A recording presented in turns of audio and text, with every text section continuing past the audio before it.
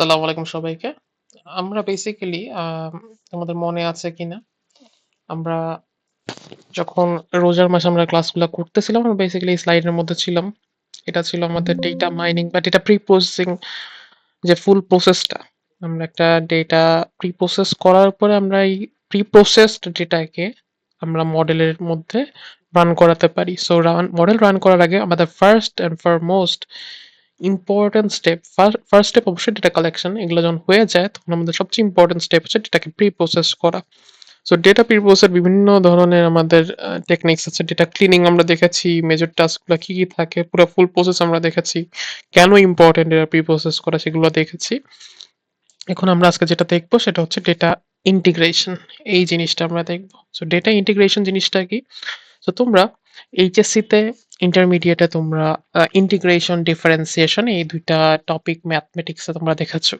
So integration basically তোমরা যদি মনে করে দেখো যে জিনিসটা ছিল সেটা হচ্ছে আমার ছোট ছোট পার্ট, আমরা কোনো একটা বড় এরিয়াকে ছোট ছোট পার্ট ভাগ করে প্রত্যেকটা এরিয়ার এই পার্টগুলোর যে ক্ষেত্রফল হতে পারে ক্ষেত্রফলগুলোকে বের করে করে সবগুলো কম্বাইন করে টোটাল এরিয়াটার ক্ষেত্রফল বের করতে হবে। সো ইন্টিগ্রেশন মানে হচ্ছে ছোট ছোট পার্টকে জোড়া লাগিয়ে ফুল একটা বড় পার্টের কোনো একটা ভ্যালু বের করা, মানে বেসিক্যালি স্মল পোর্শন গুলা কম্বাইন করে একটা বড় পোর্শন বানানো, সেটা হচ্ছে ইন্টিগ্রেশন। এন্ড ডিফারেন্সিয়েশন অবশ্যই তার উল্টা, যে কোনো একটা বড় পার্টকে ছোট ভাগে ভাগ করা। সো এইখানেও ডেটা ইন্টিগ্রেশন সেম জিনিস। বেসিক্যালি ইন্টিগ্রেশন হচ্ছে তোমার একটা স্মল, মানে ধরো তোমার ডিফারেন্ট ডিফারেন্ট সোর্সেস আছে ডেটা কালেক্ট করার। সো ডেটা কালেক্ট যে একটা সোর্স থেকে তুমি করতে পারবে না এরকম না। হতে পারে তুমি ম্যানুয়ালি মানুষের কাছে কাছে গিয়ে গিয়ে ডেটা কালেক্ট করছো, সেটার কাছে 150-200 ডেটা তুমি কালেক্ট করতে পারছো। আবার তোমার দেখা গেছে তোমার কোনো একটা ওয়েবসাইট থেকে, এক্সিস্টিং কোনো ওয়েবসাইটে ডেটাগুলো আছে, অনেক ডেটা আছে, সেখান থেকে তুমি বেশ কিছু ডেটা কালেক্ট করো। আবার হতে পারে অন্য একটা সার্ভার, কেউ একটা সার্ভারের মধ্যে ডেটা দিয়ে রেখেছে, সেই সার্ভার থেকে তুমি কিছু ডেটা কালেক্ট করলে। সো তুমি দেখো তিনটা ডিফারেন্ট সোর্স থেকে তুমি ডেটা কালেক্ট করছো। এখানে আমি যখন একটা মডেল চালাতে চাইবো, আমি তো তিনটা ডিফারেন্ট সোর্সকে আলাদা আলাদা ভাবে মডেল চালাবো না, আমি সবগুলোকে একসাথে কম্বাইন করে কম্বাইন ডেটার উপর মডেল চালাতে হবে। সো আমার এই ডিফারেন্ট ডিফারেন্ট সোর্স থেকে ডেটাগুলোকে কম্বাইন করা ভেরি ইম্পর্টেন্ট একটা টাস্ক আমার ডেটা প্রিপ্রসেসিং এর মধ্যে, বা ইন্টিগ্রেশন করা। যখন আমার একের অধিক মাল্টিপল সোর্সেস অফ ডেটা থাকবে তখন আমার কিন্তু ইন্টিগ্রেট করে নিতে হবে। সো এইটাই হচ্ছে আমার ডেটা ইন্টিগ্রেশন। দেখো এখানে বলা আছে combine data from multiple sources, যে ডিফারেন্ট ডিফারেন্ট একের অধিক সোর্স আছে, সেই একাধিক সোর্সের ডেটাগুলো কম্বাইন করা into a coherent data store, একটা ডেটা স্টোরে কম্বাইন করে একটা ডেটা স্টোর বানানো, একটা ডেটা পয়েন্ট বানানো, সেটাই হচ্ছে আমার data integration. So data integration করলে আমার বেশ কিছু সমস্যার সম্মুখীন হতে পারি, সেগুলোর কথা এখানে বলা আছে। দেখো, এন্টিটি আইডেন্টিফিকেশন প্রবলেম, এটা হচ্ছে আমার first problem. So entity identification প্রবলেমটা কি? আশা করি তোমরা নামটা দেখে বুঝতে পারতেছো, বা তোমরা একটু চিন্তা করে দেখো, তোমার ডিফারেন্ট দুইটা ডেটা সোর্স আছে। ফর এক্সাম্পল, একটা হচ্ছে তুমি নিজে ম্যানুয়ালি কালেক্ট করেছো, একটা হচ্ছে ওয়েবসাইট থেকে তুমি নিচ্ছ। দেখা গেছে ম্যানুয়ালি যেখানে যে ফর্মটা দিয়ে তুমি কালেক্ট করছো, সেখানে তুমি ইউজ করছো একটা কলামের নাম বা অ্যাট্রিবিউটের নাম আছে ফ্যামিলি নেম। বা ওয়েবসাইটে যে ডেটা তুমি পেয়েছো সেখানে একটা কলাম আছে সারনেম। আমরা আই এম শিওর যে আমরা জানি সারনেম আর ফ্যামিলি নেম হচ্ছে একই জিনিস। সো সারনেম দেখো, অ্যাট্রিবিউটের নাম ডিফারেন্ট, বাট দুইটা কিন্তু সেম জিনিস রিপ্রেজেন্ট করতেছে। আর যারা জানে না তারা দুইটাকে আলাদা আলাদা ভাবে কলাম ভেবে দুইটা কলামকে নিয়ে কম্পাইল করবে, সেক্ষেত্রে এটা রিডান্ডেন্সির প্রবলেম চলে আসবে। সো আমরা যেহেতু বুঝতে পারতেছি এটা দুটো সেম, সো এটা কিন্তু আমরা যে কোনো একটা নিলেই হয়ে যাচ্ছে, বা নামটাকে ইউনিফর্ম একটা নামে নিয়ে আসা যেতে পারে। সো বেসিক্যালি ব্যাপারটা এরকমই যে তুমি হচ্ছে যে এন্টিটি গুলো আছে, কলাম গুলো আছে, অ্যাট্রিবিউট গুলো আছে, সেগুলা কি সেম কিনা, ম্যাচড আপ কিনা, সেটা তুমি বুঝতে পারতেছো কিনা। অনেক সময় বুঝতে অসুবিধা হতে পারে। এটা খুবই সিম্পল একটা এক্সাম্পল ছিল যেটা আমরা ইজিলি বুঝছি। এমন বলতে পারে যে আমরা বুঝতে পারতেছি না যে দুইটা সেম জিনিস। সো সেক্ষেত্রে আমরা কোরিলেশন করতে পারি, কোরিলেশন করে দেখতে পারি যে সেম কি না। আচ্ছা, তো সেমান্টিক হেটারোজেনিটি প্রবলেম, দেখো একটা প্রবলেম আছে, এটা আমরা অলরেডি কথা বলেছিলাম ফার্স্ট, যেটা ক্লিনিং পার্ট আছে ওখানেই, যে আমার ডেটা পয়েন্টগুলা যদি ডিফারেন্ট ডিফারেন্ট স্কেলে বা ডিফারেন্ট ডিফারেন্ট রিপ্রেজেন্টেশনে থাকে। যেমন হাইটের একটা কথা বলা আছে, কারো কারো হাইট ধরো কোনো কোনো রোধ দেওয়া আছে, বা তুমি একটা ডেটা সোর্সে দেওয়া আছে সেন্টিমিটারে, আরেকটা ডেটা সোর্সে হাইট গুলো দেওয়া আছে মিটারে। এখন এটা যদি এক্সপ্লিসিটলি বলে দেওয়া না থাকে, it's very hard for us to understand যে কোনটা মিটারে আছে, কোনটা সেন্টিমিটার আছে, কোনটা মিলিমিটারে আছে। আমাদের খালি চোখে মনে হবে এটা তো অনেক বড়, 1.75, 100 গুণ বড়, বাট দুইটা স্কেল যে ডিফারেন্ট যদি বলে দেওয়া না থাকে সেক্ষেত্রে কিন্তু আমাদের সমস্যা। তো এই প্রবলেমটাকে বলা হয় সেমান্টিক হেটারোজিনিটি প্রবলেম। ঠিক আছে, মানে হেটারোজেনাস আমরা স্কেলের মধ্যে রাখছি, ডিফারেন্ট ডিফারেন্ট স্কেলের মধ্যে, হোমোজিনিয়াস স্কেলে না, ডিফারেন্ট ডিফারেন্ট স্কেল, এটা হচ্ছে হেটারোজেনাস। সো এটা হচ্ছে সেমান্টিক হেটারোজেনিটি প্রবলেম। তো এই ক্ষেত্রে আমরা মেটাডেটা ইউজ করতে পারি। মেটাডেটা বেসিক্যালি কি? মেটাডেটা হচ্ছে ডেটার ডেটা, মানে ডেটা আছে আমার একটা, এই ডেটারও আরো আরো সূক্ষ্মভাবে আরো গভীর ইনফরমেশন যদি আমি দিই, ফর এক্সাম্পল বলে দিলাম যে এই কলামটা আমার মিটারে রিপ্রেজেন্টেড আছে, এই কলামটা আমার সেন্টিমিটারে রিপ্রেজেন্টেড আছে। তো মেটা ডেটা হচ্ছে এই ডেটাটাকে, আমার যে ইনিশিয়াল ডেটা আছে সেটা কোন, তার আরো ইনফরমেশন, যেটা হিউম্যানের হাইট রিপ্রেজেন্ট করতেছে, এরকম বিভিন্ন বিভিন্ন ইনফরমেশন যদি আমি দিই সেটা হচ্ছে meta data. So meta data আমরা ইউজ করতে পারি to represent and to obstacle this kind of issues, যেটা হচ্ছে semantic heterogeneity problem. Okay? আচ্ছা, হ্যান্ডলিং রিডান্ডেন্সি। সো রিডান্ডেন্সি একটা বড় ইস্যু। আমি একটু আগে বললাম যদি আমি কলাম দুইটা সেম কলামকে যদি কলাম সেম বুঝতে না পারি, আমার ডিফারেন্ট দুইটা ডেটা সোর্সকে যখন ইন্টিগ্রেট করবো তখন দেখা যাবে রিডান্ডেন্সি চলে আসছে, মানে একই জিনিস দুইবার আছে, দুইটা ডিফারেন্ট কলামে আছে। So redundant data can ochre often when integration of multiple database, যখন ডিফারেন্ট ডিফারেন্ট ডেটাবেস আমরা ইন্টিগ্রেট করতেছি সেক্ষেত্রে রিডান্ডেন্সি প্রবলেম চলে আসতে পারে। সো এক্ষেত্রে দেখো object identification one of the main point, যেখানে বলা আছে the same attributes or object may have different names in different attributes. এটা আমরা অলরেডি দেখলাম যে দুইটা ডিফারেন্ট ডেটা সোর্সে একটা কলামের নেম যদি সেম হয় বা অ্যাট্রিবিউটের নেম যদি সেম হয়, সেটা যদি আমরা বুঝতে না পারি, সেখানে যদি দুইটা কলাম কে আমরা ইন্টিগ্রেট করে ফেলি, দুইটা ডেটা সোর্সকে যখন ইন্টিগ্রেট করে ফেলবো, কলাম দুইটাকে যদি রেখে দিই সেক্ষেত্রে কিন্তু একই জিনিস দুইবার চলে আসছে, এটাই আমার রিটার্ডেন্সি। রিটার্ডেন্সি হচ্ছে যেটা আমার প্রয়োজন নাই, প্রয়োজনের অতিরিক্ত একই ইনফরমেশন যদি একের একের অধিকবার থাকে, সেটাই হচ্ছে রিটার্ডেন্সি। সেকেন্ড যেটা সেটা হচ্ছে ডেরিভেবল ডেটা। সো ডেরিভেবল ডেটা হচ্ছে আহ, আমার ডেটা পয়েন্টের মধ্যে বা ডেটা সেটের মধ্যে ইনিশিয়ালি অনেকগুলো কলাম দেওয়া আছে। এখন আমি ওইখানকার কোনো একটা কলাম থেকে অন্য একটা নতুন কলাম তৈরি করতে পারি। ফর এক্সাম্পল, কোনো একটা কলামের মধ্যে ডেট অফ বার্থের ইয়ার দেওয়া আছে। তো ডেট অফ বার্থে জাস্ট আমার ইয়ারটা দেওয়া আছে।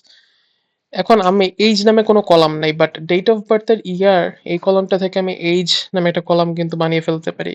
কারণ কারেন্ট ইয়ার হচ্ছে 2026 হয়, এবং ডেট অফ বার্থ যদি কারো 2002 ইয়ারে থাকে তাহলে আমি দুইটা বিয়োগ করে কিন্তু বলে দিতে এইজ হচ্ছে 24। সো এইজ এই কলামটা হবে ডিরাইভড অ্যাট্রিবিউট বা ডিরাইভড কলাম।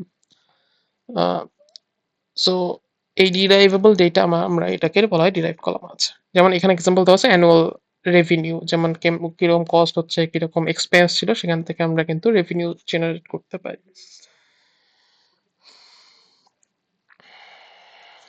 সো আচ্ছা, এছাড়াও 3 নম্বর যে প্রবলেমটা সেটা হচ্ছে সাম টাপলস মে বি ডুপ্লিকেটেড, মানে অনেকগুলা টাপল আমাদের ডুপ্লিকেট থাকতে পারে, সেক্ষেত্রে আমরা রিমুভ করে দিব ডুপ্লিকেট টাপলস গুলোকে। So redundant attributes may be able to be detected by correlation analysis. আমি আগেই বলছিলাম যে একই একই টাইপের অ্যাট্রিবিউট যদি থাকে যে পুরোপুরি কোরিলেটেড, কোরিলেশন ভ্যালু আসছে 1, তাহলে দুইটা পুরোপুরি একটাকে অপরটার সাথে কোরিলেটেড, সেই ক্ষেত্রে কোরিলেশন অ্যানালাইসিস বা কোভ্যারিয়েন্স অ্যানালাইসিসের মাধ্যমে আমরা হচ্ছে রিডান্ডেন্ট অ্যাট্রিবিউট বের করতে পারি, সেক্ষেত্রে আমরা যে কোনো একটাকে রিমুভ করে দিতে পারি।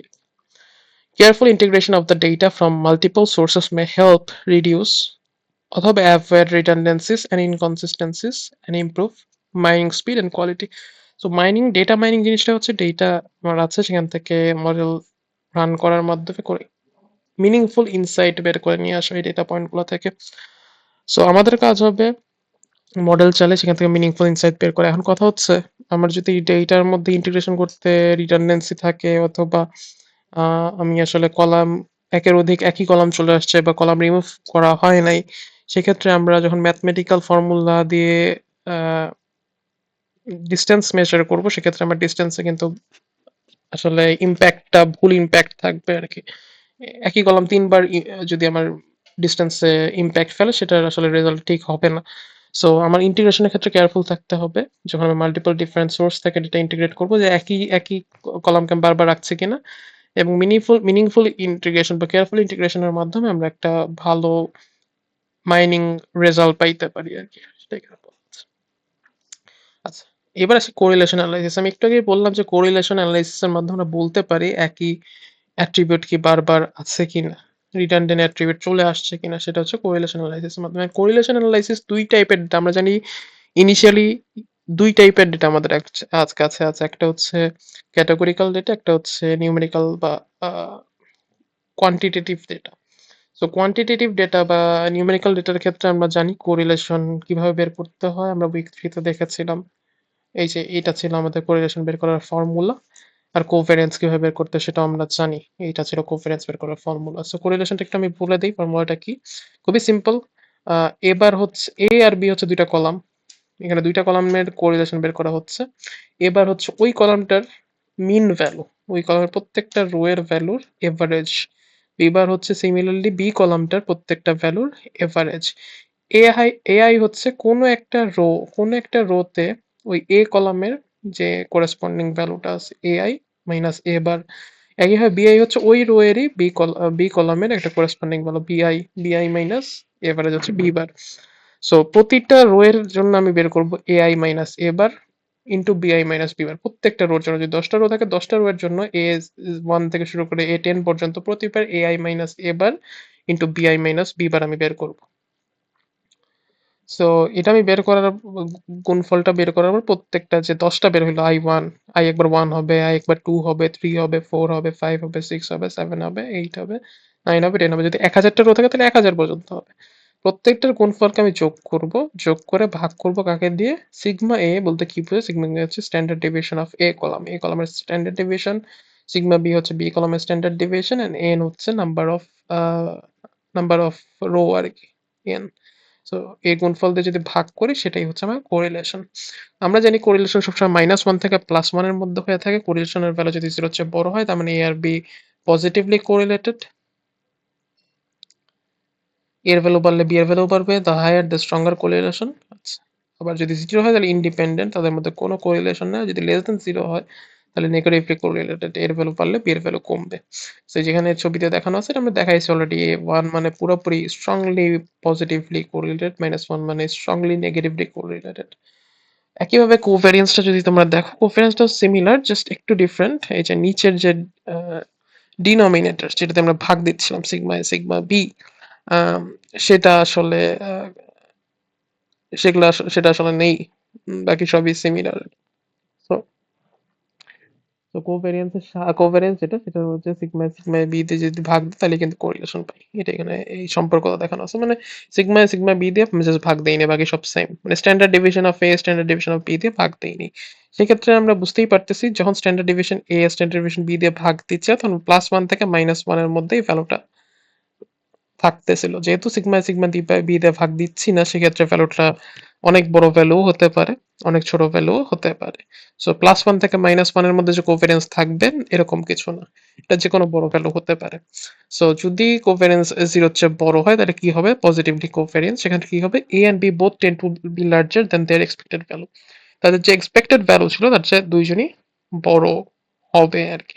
যদি লেস দেন 0 হয় তখন, যদি যদি এ তার এক্সপেক্টেড ভ্যালু হচ্ছে বড় হয় তাহলে B is likely tend to be smaller than its expected value. তাহলে বি তার এক্সপেক্টেড ভ্যালুর চেয়ে ছোট হবে। এবার বি যদি তার এক্সপেক্টেড ভ্যালুর চেয়ে বড় হয় তাহলে এ তার এক্সপেক্টেড ভ্যালুর চেয়ে ছোট হবে।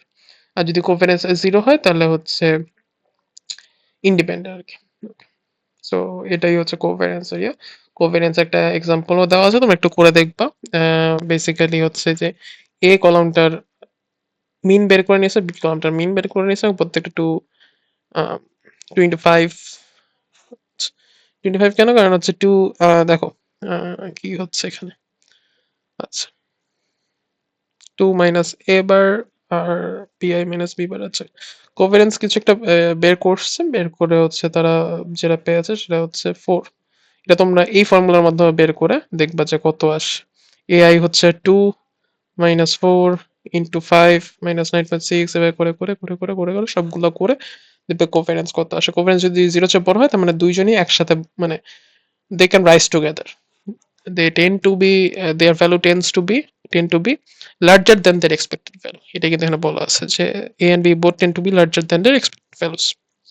আচ্ছা, এবার আমরা যেটা দেখি নাই যেটা দেখিনি সেটা আমরা একটু দেখবো যে নমিনাল ডেটা মানে ক্যাটাগরিক্যাল ডেটার কোরিলেশনটা আমরা কিভাবে বের করতে পারি। আমরা তো নিউমেরিক্যাল ডেটার ইজিলি ফর্মুলা দিয়ে মিন বের করে ফর্মুলা বসিয়ে কোরিলেশন বের করে ফেললাম, কিন্তু নমিনাল ডেটার ক্ষেত্রে কিন্তু কোনো নিউমেরিক ভ্যালুস থাকে না, তাইলে আমরা তখন তার কোরিলেশনটা বের করবো কেমনে? সেক্ষেত্রে যেই টেকনিক্সটা আমরা ইউজ করতে পারি সেটাকে বলা হয় চাই স্কোয়ার টেস্ট। এটা হচ্ছে, আমি বারবার বলতেছি, চাই স্কোয়ার কখন ইউজ করা হয়? ক্যাটাগরিক্যাল ডেটার কোরিলেশন বের করার ক্ষেত্রে চাই স্কোয়ার টেস্টটা ইউজ করা হয়। তো চাই স্কোয়ার টেস্টের ফর্মুলাটা একটু দেখি। ফর্মুলাটা একটু বলি, পরে ম্যাথ যখন দেখাবো তুমি ইজিলি বুঝতে পারবা। সো বেসিক্যালি ফর্মুলাটা হচ্ছে observe value minus expected value তার whole square divided by expected value. মানে তোমার যে কোনো একটা সিনারিওতে দুইটা কলামের মধ্যে, দুইটা অ্যাট্রিবিউটের মধ্যে যে কোনো একটা সিনারিওতে এক্সপেক্টেড ভ্যালু থাকবে যে এতজন হওয়ার কথা ছিল, লাইক এতজন সিজিপিএ ভালো, সিজিপিএ ভালো এবং কফি খেয়েছে, এরকম সংখ্যা এতজন এক্সপেক্টেড। এক্সপেক্টেড একটা নাম্বার আছে, অবজার্ভ একটা নাম্বার আছে। আসলে অবজার্ভ এক্সপেক্টেড ছিল ধরো 100 জন, যাদের সিজিপিএ ভালো, তাদের হচ্ছে কফি খাওয়ার অভ্যাস আছে। কিন্তু পরে আগে দেখা গেল না, অবজার্ভ হয়েছে 150 জনের সিজিপিএ ভালো এবং তাদের কফি খাওয়ার অভ্যাস আছে। সো অবজার্ভ একটা নাম্বার থাকবে, এক্সপেক্টেড একটা নাম্বার থাকবে, তার ডিফারেন্সের whole square divided by expected. এরকম করে যতগুলো সিনারিও আছে সবগুলার observe minus expected whole square divided by expected বের করে সবগুলোর যোগফল করে যেই ভ্যালুটা পাবো সেটা হচ্ছে চাই square value. So the larger the chi-square value, the more likely the variables are related. যত বড় chi-square value হবে তত বেশি তারা হচ্ছে related বলা যেতে পারে। The cells that contribute the most to the chi-square value are those whose actual count is very different from the expected count. The cells that contribute the most to the chi-square value, যে সেলগুলা chi-square value তে বেশি contribute করে, আর those whose actual count is very different from the expected count. এটা খুবই obvious, তুমি দেখো চাই স্কোয়ারে কারা বেশি কন্ট্রিবিউট করতে পারবে, তোমার কি মনে হয়? এই চাই স্কোয়ার ভ্যালুতে কারা কন্ট্রিবিউট করবে? যাদের এই উপরের ভ্যালুটা বড়, উপরের এই জিনিসটা যাদের যত বড়, যেই রো এর আই মিন মানে যেই সিনারিওর, যেই কলাম কলাম সিনারিওর রো না, যেই কলাম কলাম যেই অ্যাট্রিবিউট গুলার সিনারিওর, যে সিজিপিএ ভালো এবং কফি বেশি খায়, কফি পছন্দ করে, সিজিপিএ ভালো, এই সিনারিওটার যদি এই ভ্যালুটা observe minus expected whole square যদি বড় হয়, যার এইটা বড় হবে সে তত বেশি চাই স্কোয়ারে কন্ট্রিবিউট করবে। কারণ আমরা জানি নিউমারেটর যত বড় হবে তত এই ভ্যালুটা পজিটিভ হবে, তাই না? যোগ হচ্ছে যেহেতু এটা পজিটিভ হবে। সো এইটা কখন বড় হবে? যখন অবজার্ভ আর এক্সপেক্টেড এর ডিফারেন্স বড় হবে। অবজার্ভ এক্সপেক্টেড দেখা গেছে 10, অবজার্ভ হচ্ছে 50,000, তাহলে এইটার ডিফারেন্সটা বেশি, তাহলে স্কোয়ার ভ্যালু বেশি হবে। সেটাই এখানে বলা আছে যে whose actual count মানে observed count is very different from the expected count, যাদের অ্যাকচুয়াল কাউন্ট বা এক্সপেক্টেড ছিল 50,000, অবজার্ভ হচ্ছে 10 জন, ভেরি ডিফারেন্ট। এক্সপেক্টেড আর অবজার্ভড এর মধ্যে ডিফারেন্স যদি বেশি হয় তাহলে এই ডিফারেন্সটা বড় হবে, ডিফারেন্স বড় হলে স্কোয়ার ভ্যালুটাও বড় হবে। সেই স্কোয়ার ভ্যালুটা বড় হইলে এই চাই স্কোয়ারে তার ইম্প্যাক্ট থাকবে বেশি। সেটা এখানে বলছে the cells that contribute the most to the chi square value আর those whose actual count is very different from the expected count. Actual count যদি এক্সপেক্টেড কাউন্ট হচ্ছে অনেক ডিফারেন্ট হয় তাহলে তার চাই স্কোয়ার ভ্যালু বেশি হবে। তো এটাই এখানে বলা আছে। আচ্ছা, সো নেক্সট আসি, একটা ইম্পর্টেন্ট লাইন এখানে বলা আছে, এটা খুব important, correlation does not imply causality. এটার মানে এটা কি? এটা আমি একটা সহজ উদাহরণ দিয়ে বলি। কোরিলেশন মানে হচ্ছে দুইটা অ্যাট্রিবিউটের মধ্যে তারা কি রিলেটেড কি রিলেটেড না। আর কজালিটি মানে হচ্ছে একটা ইনসিডেন্ট হওয়ার পিছনে একটা অ্যাট্রিবিউটের ডিরেক্ট কজ, মানে ওই অ্যাট্রিবিউটের ডিরেক্ট কজ কিনা এই ইনসিডেন্ট হওয়ার পিছনে। সো দুইটা অ্যাট্রিবিউটের মধ্যে কোরিলেশন আছে মানেই যে একটা জিনিস হওয়ার পিছনে ওই অ্যাট্রিবিউটটার ডিরেক্ট কজ বা ডিরেক্ট রিজন যে ওই অ্যাট্রিবিউটটার কারণে এটা হয়েছে, এরকম কিন্তু না। ফর এক্সাম্পল, তুমি ধরো একটা ডেটা কালেক্ট করছো যেখানে তুমি সিজিপিএ গুলা কালেক্ট করছো গত সেমিস্টারের স্টুডেন্টদের, এবং তারা কি কফি অনেক পছন্দ করে বা কফি অ্যাডিক্ট কিনা, কফি বেশি খায় কিনা, সেই কলামটা তুমি কালেক্ট করছো। কফি কফি খাওয়ার ইনফরমেশন আর হচ্ছে তোমার রেজাল্টের সিজিপিএ এর ইনফরমেশন। তুমি দেখলা সিজিপিএ যাদের ভালো তাদের হচ্ছে কফি খাওয়ার পরিমাণ বেশি, কফি খাওয়ার পরিমাণ বেশি। এন্ড কফি খাওয়াই কি তাহলে সিজিপিএ ভালো করার রিজন বা কজ? এরকম কিন্তু তুমি বলতে পারবে না। কফি খাওয়াই কি সিজিপিএ এর main cause? It doesn't imply যে কফি মানে কফি বেশি খাইলে সিজিপিএ ভালো হবে, it doesn't imply that. Basically back of the scenario দেখা গেছে যে যারা কফি বেশি খেয়েছে তারা, তাদের রাতে ঘুম কম হয়েছে, এবং রাতে ঘুম কম হয়েছে তারা বেশি পড়াশোনা করছে। তো বেশি পড়াশোনা করার কারণে তাদের রেজাল্ট ভালো হয়েছে। বাট তুমি যে ২টা কলাম কালেক্ট করছো সেই কলামে দেখা যাচ্ছে যে কফি বেশি খেলেই রেজাল্ট ভালো হচ্ছে। এই জন্যই বলা হচ্ছে যে কফির কলাম আর রেজাল্টের কলামের মধ্যে কিন্তু কোরিলেশন আছে। কফির কলাম এন্ড রেজাল্টের কলামে তো কোরিলেশন আছে যে কফি বেশি খেলে রেজাল্ট ভালো হচ্ছে, বাট এই কফি খাওয়াই কিন্তু রেজাল্ট ভালো হওয়ার কজ না। সেই জন্যই বলছে কোরিলেশন থাকা মানেই যে সেটাই কজ, এরকম না। এটার পিছে আরো অনেক কজ থাকতে পারে। সো এই জন্য আমাদের ডেটা কালেক্ট করার সময় অনেক সময় অ্যাট্রিবিউট কম নেওয়ার কারণে আমাদের কাছে মনে হইতে পারে যে কোরিলেশন থাকতে মানে এটা হচ্ছে কজ, এরকম না।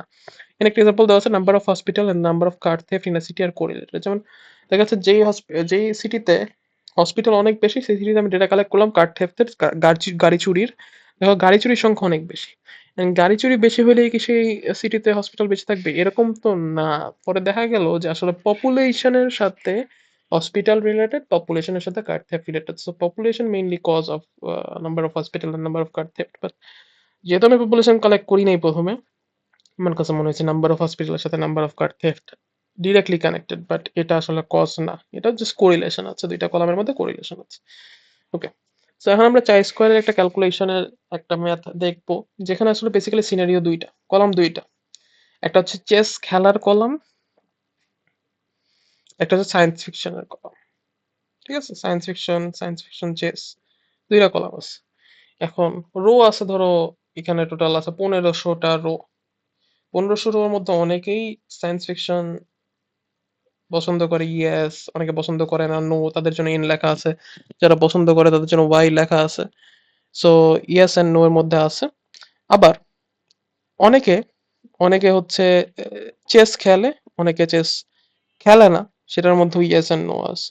ঠিক আছে, তো এরকম করে 1500টা আমার রো আছে। এখন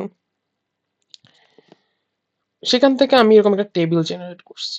টেবিল জেনারেট করে আমি জানি আমার রো দুইটা, সিনারি সরি কলাম দুইটা, সিনারিও দুইটা, চেস খেলার একটা সিনারিও কলাম আর হচ্ছে সায়েন্স ফিকশনের একটা কলাম। এখন চেস চেস অনেকেই পছন্দ করে, আবার চেস অনেকে পছন্দ করে না। আমি একটা এক্সপেক্টেড আমার একটা ভ্যালুস আছে যে চেস কতজন পছন্দ করে, কতজন যারা চেস পছন্দ করে তারা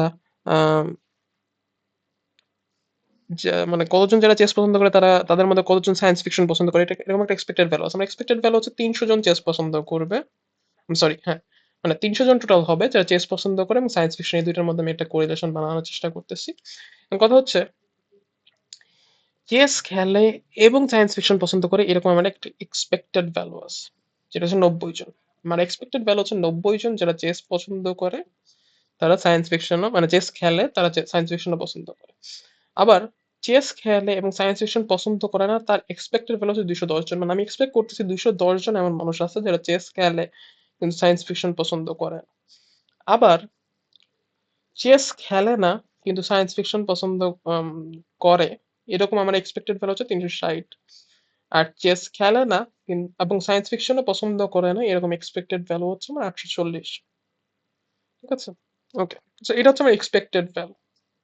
বাট আমি যখন আমার ডেটা পয়েন্ট গুলো অবজার্ভ করতেছি তখন আমি দেখলাম চেস খেলে এবং সায়েন্স ফিকশন পছন্দ করে আমি অবজার্ভ করলাম 250 জন আছে আমার ডেটা সেটের মধ্যে। তো আমার এক্সপেক্টেড ছিল 90 জন, আমি অবজার্ভ করলাম 250 জন। আবার চেস খেলে এবং সায়েন্স ফিকশন পছন্দ করে না, এরকম আমার এক্সপেক্টেড ছিল 210 জন, বাট আমি অবজার্ভ করলাম 50 জন। আমার ডেটা সেট থেকে আমি খুঁজে খুঁজে দেখলাম যে কোন কোন রোতে চেস খেলে ইয়েস, সায়েন্স ফিকশন পছন্দ করে না নো, এরকম কতজন আছে। আমার কাছে 50 জন আছে। But at the same time chess পছন্দ করে না, বাট সরি চেস খেলে না, বাট সায়েন্স ফিকশন পছন্দ করে, এরকম আমি এক্সপেক্টেড ছিল আমার 360 জন, বাট আমি অবজার্ভ করলাম 200 জনকে। আর চেস পছন্দ করে না বা খেলে না কিন্তু সায়েন্স ফিকশনও পছন্দ করে না, এরকম আমার এক্সপেক্ট ছিল 840 জন, বাট আমি অবজার্ভ করলাম 1000 জন। তো এটা আমি বানিয়ে নিছি এই টেবিলটা। এখন আমি চাই স্কোয়ার ভ্যালু বের করবো। চাই স্কোয়ার ভ্যালু কিভাবে বের করতে পারি? চাই স্কোয়ার ভ্যালু বের করতে হলে আমরা যেটা করবো সেটা হচ্ছে আমরা জানি যে আমার সিনারি এখানে চারটা, বেসিক্যালি চেস খেলে, সায়েন্স ফিকশন পছন্দ করে, এটা একটা সিনারিও। চেস খেলে, সায়েন্স ফিকশন পছন্দ করে না, চেস খেলে না, সায়েন্স ফিকশন পছন্দ করে, চেস খেলে না, সায়েন্স ফিকশন পছন্দ করে না, এই চারটা সিনারিও। আমি যেটা করব, আমি basically observed minus expected whole square divided by expected plus observed minus expected whole square divided by expected plus observed minus expected whole square divided by expected plus expected whole square divided by expected. এই চারটার যে যোগফল বের করে আমি দেখলাম যে আমার ভ্যালু আসছে 507.93। সো আমি একটা পজিটিভ ভ্যালু পাইছি। সো আমি দেখতে পারতেছি এই ভ্যালুটা পজিটিভ। আমি গত একটু আগে দেখাচ্ছিলাম যে চার স্কোয়ার ভ্যালু যত বড় হবে তত বলতে পারি দুইটা অ্যাট্রিবিউটস হচ্ছে পজিটিভ, মানে তারা হচ্ছে কোরিলেটেড। ঠিক আছে, মোর লাইকলি দে আর রিলেটেড। সো আমি যেহেতু এটা অনেক বড় একটা ভ্যালু আসছে, যদি মাইনাস হইতে তাহলে আমি বলতাম যে রিলেটেড কম, মানে নেগেটিভলি রিলেটেড আর কি। সো পজিটিভলি আমি রিলেটেড বলতে পারি, কোরিলেটেড বলতে হয় টু অ্যাট্রিবিউটস। সো কোন টু অ্যাট্রিবিউটস কোরিলেটেড? চেস খেলার সাথে সায়েন্স ফিকশন পছন্দ করা, এটাকে আমরা বলতে কোরিলেটেড। চেস খেললে সায়েন্স ফিকশন বেশি পছন্দ করে, তুমি দেখো। এবং চেস যারা খেলে না তারা সায়েন্স ফিকশন বেশি পছন্দ করে না। চেস খেলা এবং সায়েন্স ফিকশন কোরিলেটেড, এই দুটো কলম আমি কোরিলেটেড বলতে পারি। তো আমরা দেখলাম কিভাবে আমরা নমিনাল বা ক্যাটাগরিক্যাল ডেটা দুইটা অ্যাট্রিবিউটের মধ্যে কোরিলেশন বের করতে পারি, এবং আমরা নিউমেরিক্যাল ডেটার জন্য জানি অলরেডি কিভাবে কোরিলেশন বের করা যায়। সো এটাই ছিল আমার ডেটা ইন্টিগ্রেশন পার্টে কি কি সমস্যা হতে পারে এবং আমরা কিভাবে রিডান্ডেন্ট অ্যাট্রিবিউট বা কোরিলেটেড অ্যাট্রিবিউট বের করতে পারি। যদি কোরিলেটেড থাকে আমরা হচ্ছে প্রয়োজন মতো যদি দরকার হয় আমরা রিমুভও করে দিতে পারি। বাট কোরিলেশন মানেই যে কজালিটি এরকম না। সো রিমুভ করার ক্ষেত্রে আমাদের একটু চিন্তা করতে হবে যে আসলে রিমুভ করা দরকার কিনা। সো এটাই ছিল আমাদের pre processing and data integration পার্টটা। সো আমার নেক্সট ভিডিওতে তোমরা ডেটা রিডাকশন এই টপিকটা নিয়ে আমরা কথা বলবো। Thank you so much. আশা করি সবাই বুঝতে পেরেছো। যদি কোনো সমস্যা থাকে আমার সাথে কন্ট্যাক্ট করবা। Thank you so much.